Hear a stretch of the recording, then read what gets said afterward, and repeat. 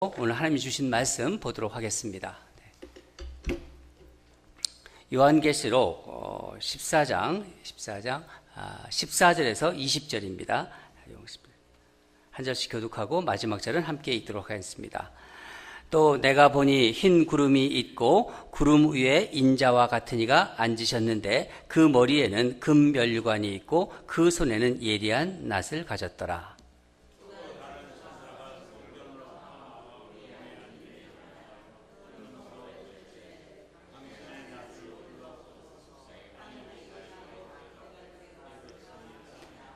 구름 위에 앉으신 이가 낫을 땅에 휘두르매 땅의 곡식이 거두어지니라.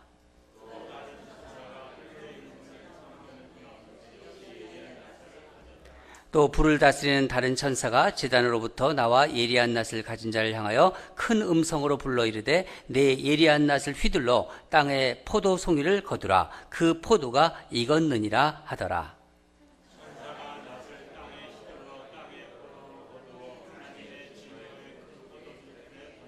함께 읽겠습니다. 성 밖에서 그 틀이 밟히니 틀에서 피가 나서 말 굴레까지 닿았고 1600 스타디온에 퍼졌더라. 아멘. 네.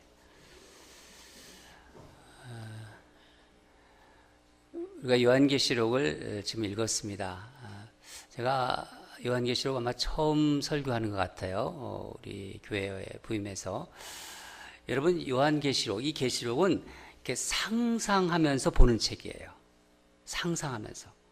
하나님께서 요한 사도에게 보여주신 환상을 요한이 글로 묘사한 것이기 때문에 우리는 그것을 통해서 다시 요한 사도가 본 환상을 볼 수 있는 것입니다. 눈으로 이렇게 그려가면서 글을 읽을 때 눈으로 이렇게 그려가면서 보면 훨씬 실감이 납니다. 머릿속에 그림을 그려보라는 거예요. 환상을. 그러면서 다시 우리 한번 읽어보도록 하겠습니다. 머릿속에 한번 상상을 해가면서 그림을 그려가면서 다시 우리 한번 합독하겠습니다. 14절부터 20절입니다. 우리 그냥 합독하겠습니다. 시작. 또 내가 보니 흰 구름이 있고 구름 위에 인자가 같은 이가 앉으셨는데 그 머리에는 금면류관이 있고 그 손에는 예리한 낫을 가졌더라.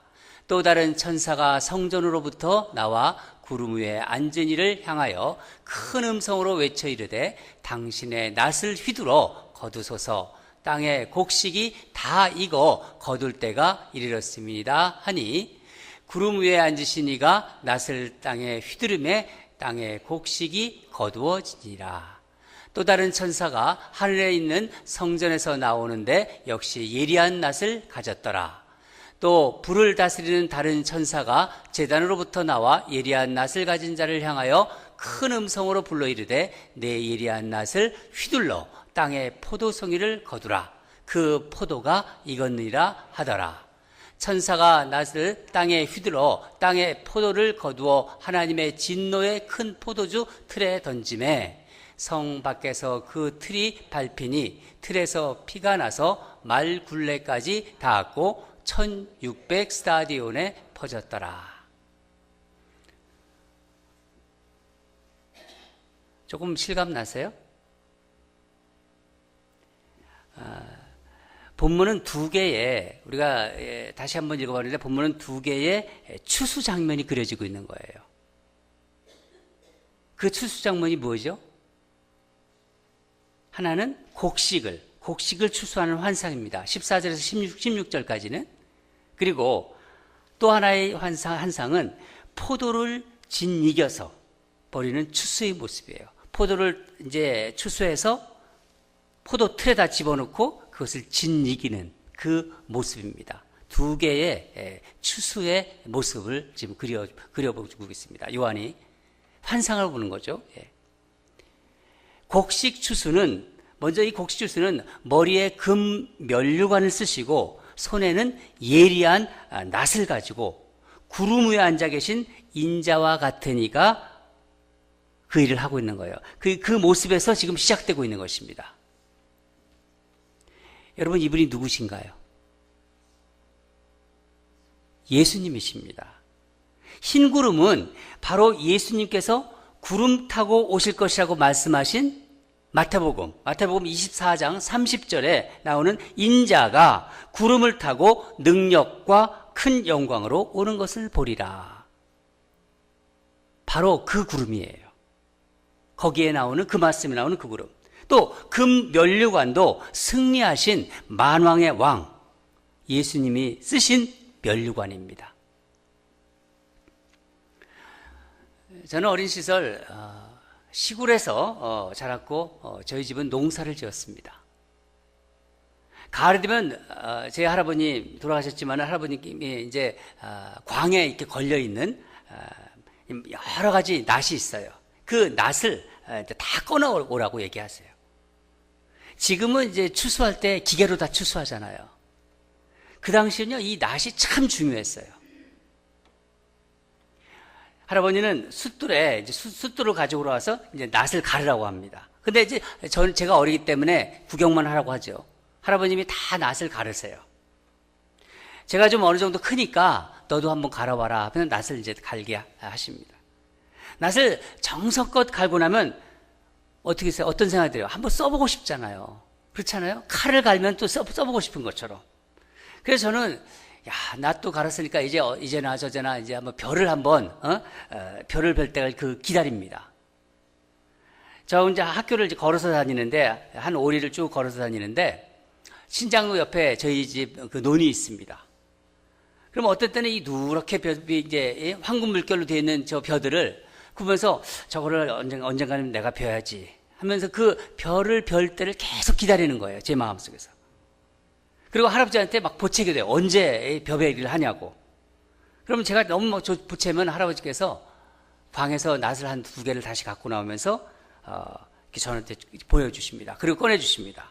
야, 이제 저걸 가지고 가서 할아버지와 같이 이제 베베기를 하는구나. 그렇게 막 기대를 하고 있는데 웬걸 다시 숫돌을 가져오라고 그래요. 조심해서 더 날카롭게 낫을 가르라고 또 말씀하시는 거예요. 그렇게 또 말씀하시면 막 기대하고 있다가 김이 새죠. 근데 막 할아버지께서 그렇게 말씀하시니까 낫을 갈다 보면은 제 마음이 초조했던, 조급했던 마음이 가라앉게 돼요. 추수에 대한 기대와 꿈이 더 커집니다. 사실 그때 여기 손가락을 다쳐가지고 여기 흉터가 있는데 생각해 보면은요, 할아버지는 제 조급한 마음을 이미 아셨던 거예요. 그래서 그 조급한 마음을, 그 추수하려고 하는 그 조급한 마음을, 이 추수를 준비하는 마음으로 바꾸게 하셨던 거예요. 추수를 위해서 이 낫을 가진 자의 마음은 다 비슷한 것 같습니다. 바로 어떤 마음인가요? 기다리는 마음입니다. 기다리는 마음. 무엇을 기다리나요? 곡식이 익을 때까지. 익을 때까지. 우리 15절을 다 같이 읽겠습니다. 15절을 읽도록 하겠습니다. 네. 시작. 또 다른 천사가 성전으로부터 나와 구름 위에 앉은 이를 향하여 큰 음성으로 외쳐 이르되 당신의 낫을 휘두르어 거두소서. 땅의 곡식이 다 익어 거둘 때가 이르렀습니다 하니, 또 다른 천사가 나오는 이 성전은 하나님이 계시는 우리가 말하는 지성소예요. 그러니까 하나님으로부터 메시지를 받아 가지고 나와서 예수님께 전달하는 천사지요. 여러분, 예수님은 추수하는 분이시지만은 추수의 시기, 그때, 그걸 누가 정하죠? 하나님이 정하십니다. 전적으로 하나님이 권한에 있는 거예요. 마태복음 24장 36절을 우리 다 같이 읽도록 하겠습니다. 시작. 그러나 그날과 그때는 아무도 모르나니 하늘의 천사들도 아들도 모르고 오직 아버지만 아시니라. 추수꾼은 예수님이세요. 예수님은 추수의 때를 하나님께 맡기고 준비하고 기다리고 계십니다. 본문에 곡식이 익었다는 말이 나오죠. 익었다 해서 익다의 이 헬라 원어는 크세라니오라는 말인데, 크세라니오, 이 말은 여러 가지 의미로 사용되지만 이 본문에서 여기서는 성숙하다 하는 의미로 사용되고 있습니다. 성숙하다. 여러분, 예수님은 우리의 믿음, 이 믿음의 삶을 종종 농사에 비유하셨습니다. 예수님께서 이 땅에 오셔서 복음의 씨를 뿌린 거예요. 이 땅에 내려서 복음의 씨를. 그 씨가 자라서 알곡이 되기를. 그러니까 우리가 성숙하기를 기다리시면서 하나님의 때를 계속 기다리고 계신 거예요. 그런데 여러분, 성숙이 금방 되나요? 성숙하려면 시간이 걸립니다. 여러분, 올해도 벌써 오늘 11월 마지막 주일이에요. 이제 한 달밖에 안 남았습니다. 여러분 한번 스스로를 한번 생각해 보세요. 작년보다 내가 더 성숙해졌다고 생각하십니까? 여러분 스스로 내가 작년보다 얼마나 성숙해졌을까? 한번 생각해 보세요. 사실 이건 여러분 자신보다 주위 사람들, 가까이 있는 사람들이 더 잘합니다. 아내나 남편이나 또 가족들, 가까이 교제하시는 분들, 이런 분들이 여러분을 더 인정하고 더 신뢰하며 점점 좋아지고 있다고 그분들이 이야기하면은요,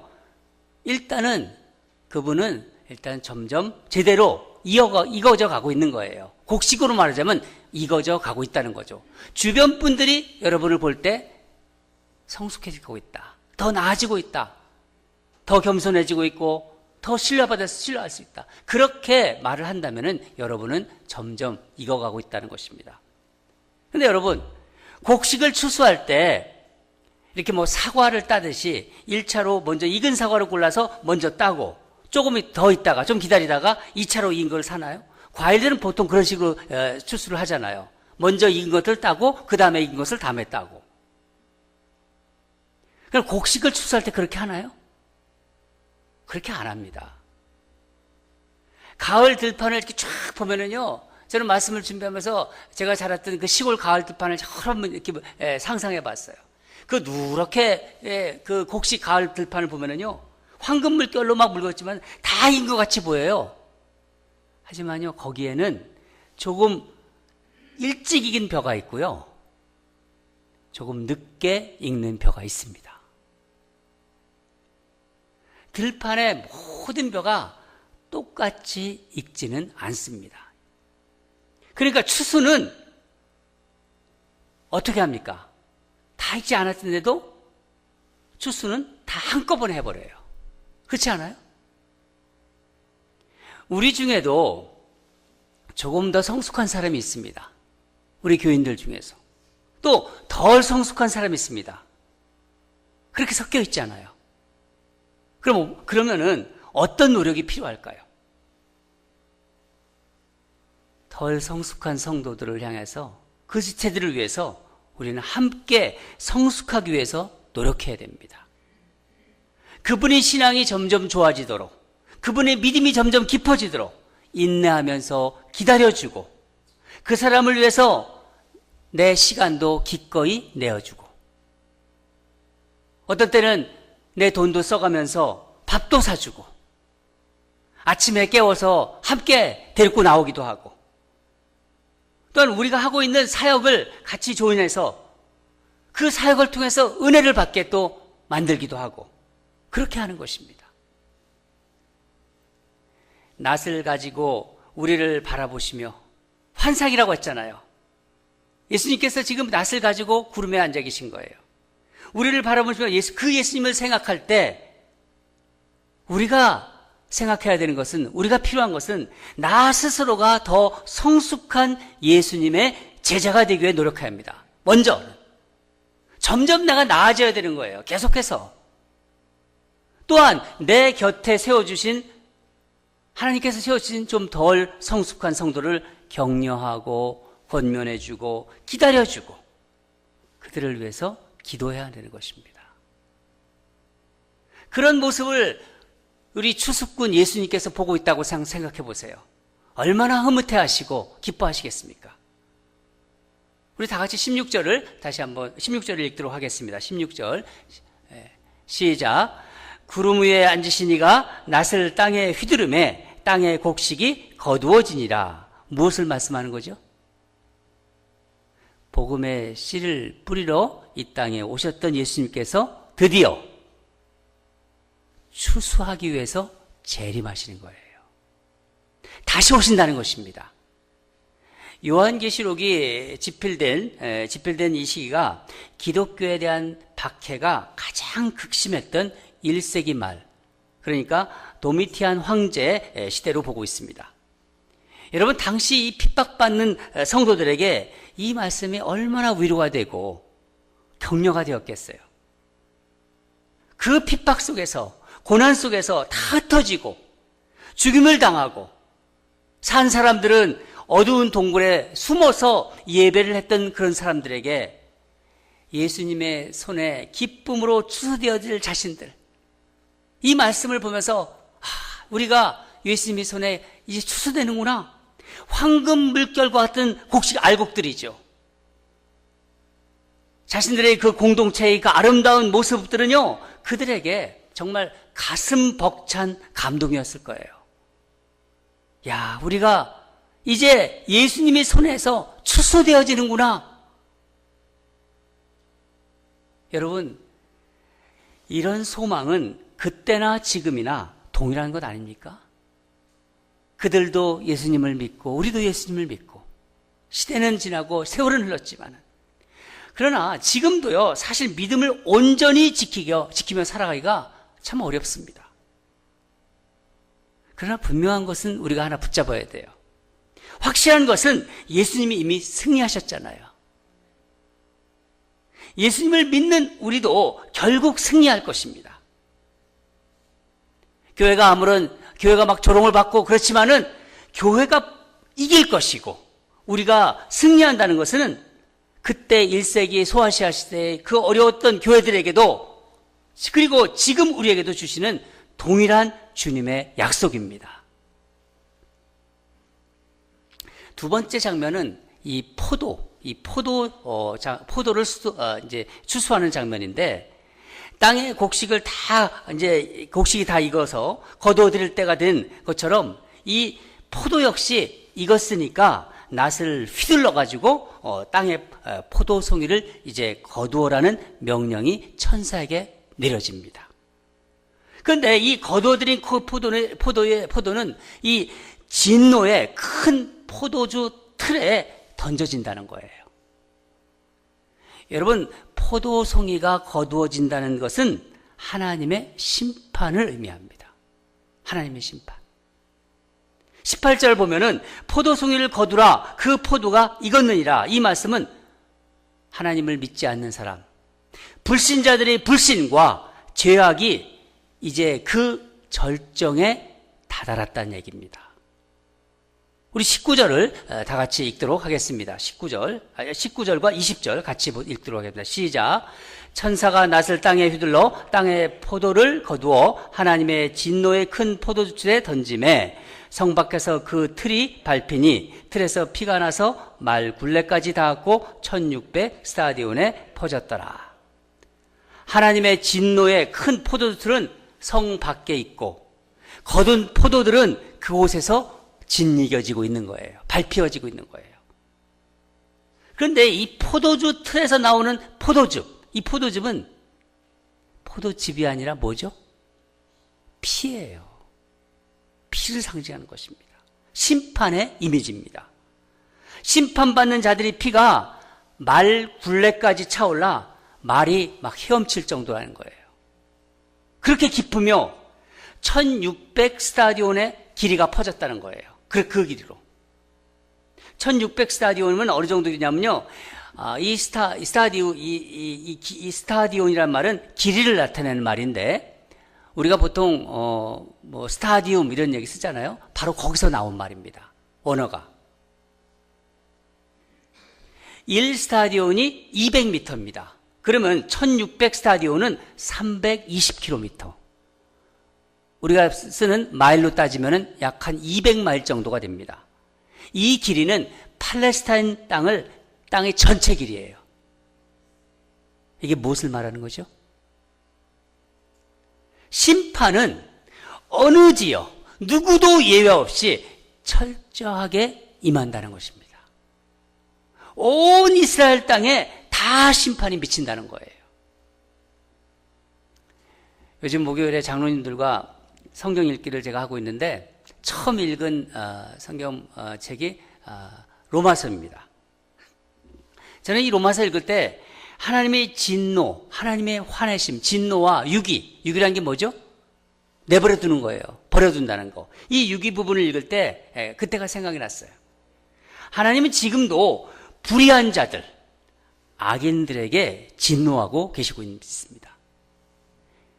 여러분, 이 땅에 점점 동성애가 지금 퍼져가고 있습니다. 곳곳에 나라마다 북한이 악한 정권, 요즘 남한과 좀 가까워진 것 같지만은요, 3대째를 이어서 여전히 악행을 저지르고 있어요. 그런 것이 보도가 안 돼서 그렇지.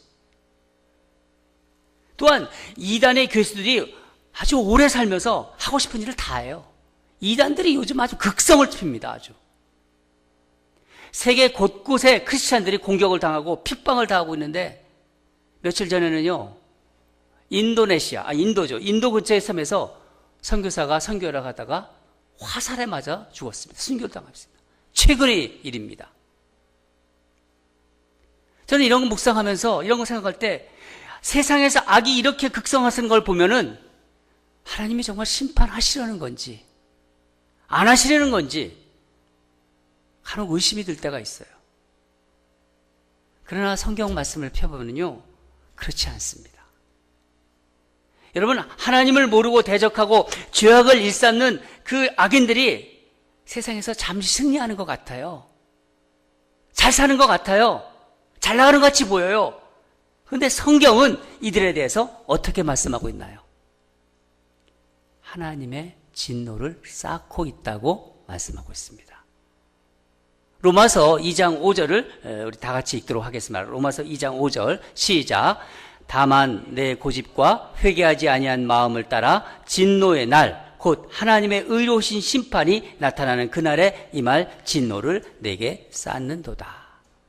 하나님은 우리가 이렇게 제가 이런 식으로 설명하는 게 이해하기 쉬울 것 같아요. 하나님은 마치 댐의 물이 서서히 이제 찰 때까지, 어느 수준까지 그 물이 찰 때까지 기다리시는 거예요. 전쟁 같으면은 적이 오잖아요. 그러면 사정거리 안에 들어올 때까지 기다리시는 거예요. 하나님은 이 죄악을 너는 이런 죄악지었다, 너는 이런 죄악다 일일이 다 폭로하지 않으세요. 그러나 로마서 2장 16절에 뭐라고 말씀드리냐면 사람들의 은밀한 것을 심판하시는 그날이 있다고 말씀하고 계십니다.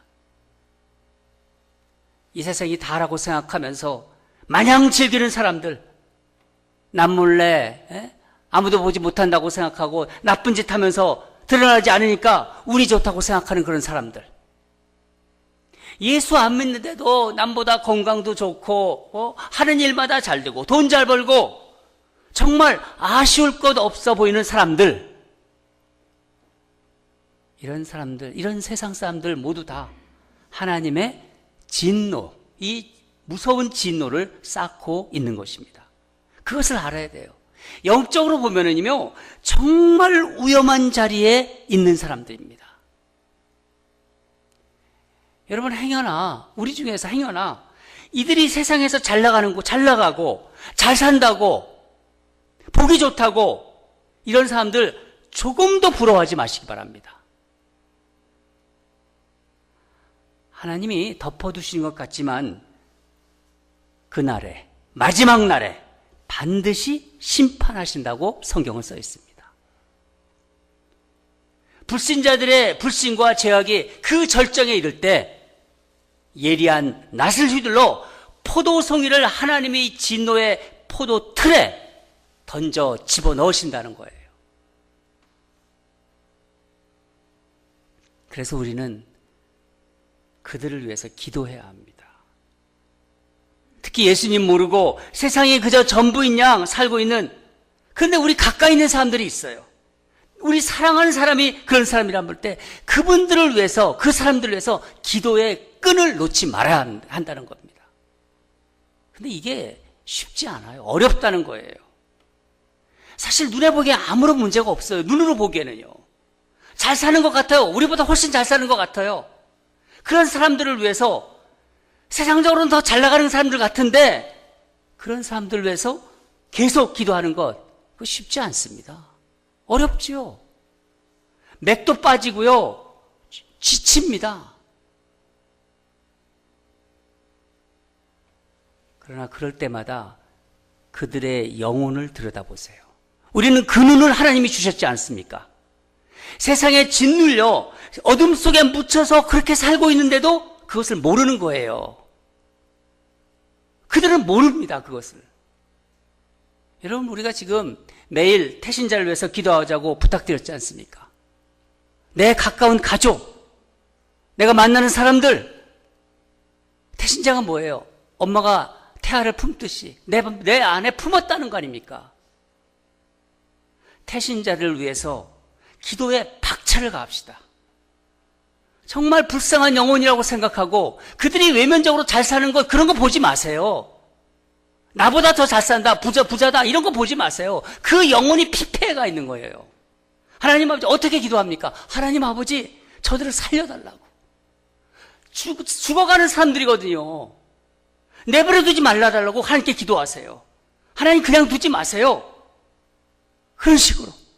이거 정말 두려운 기도입니다. 왜냐하면 그들이 내 사랑하는 사람일 수도 있잖아요. 어떤 일이 일어날지 모르잖아요. 그래도 그렇게 기도해야 되는 겁니다. 그 불쌍한 영혼들을 위해서, 살리기 위해서 그들이 십자가의 밑으로 피할 수 있는 기회를 주기 위해서 이 두려운 기도를 우리는 할 수 있어야 되는 거예요. 그리고 성령님께 의지해서 복음을 담대히 전해야 되는 것입니다. 여러분, 저는 말씀을 준비하는데 제 마음 깊은 곳에서 감사가 막 올라왔어요. 포도송이가 짓밟혀 피 흘리는 성문 밖에 어디인가요? 이 요한계시록에 그 포도송이가 짓밟혀 피가 뚝뚝 떨어지는 그 성문 밖에 어디인가요? 예수님께서 내 죄를 지시고 십자가에서 피 흘린 그곳입니다.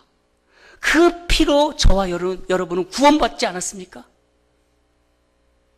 예수님이 나 대신 채찍에 맞으시고 살이 찢겨지시고 피 흘리심으로 우리는 이 무시무시한 포도송이가 짓밟히는 추수에서 제외된 복받은 자들입니다. 얼마나 감사하지 않아요? 저는 막 이 말씀을 준비하면서 감사가 너무너무 막 올라왔어요. 하나님 감사합니다. 나 때문에 찢기신 피, 흘리신 그 피. 요한계시록을요 계속 읽으시면요 계속해서 구원받은 성도의 그 승리의 모습들이 여러 가지 각도에서 보여주고 있습니다. 사랑하는 여러분, 세상 살아가는 동안 우리 삶에 크고 작은 환난과 고난이 있는 게 세상이에요. 어쩔 수 없어요, 세상은. 그러나 그런 과정을 통해서 우리가 성숙되어 가는 거예요. 계속해서 작년보다 올해보다 내년 더 우리는 성숙해 가는 겁니다. 더 단련해지고 마침내 우리는 영원한 친구시며 구세주시고 우리의 신랑 대신 예수님 품에 안기게 되는 거예요. 여러분 믿으시죠? 우리 마음에 그게 소망으로 있어야 돼요. 늘 마음에 깊은 소망으로 안에 있어야 돼요. 그리고 서로를 붙잡아줘야 돼요.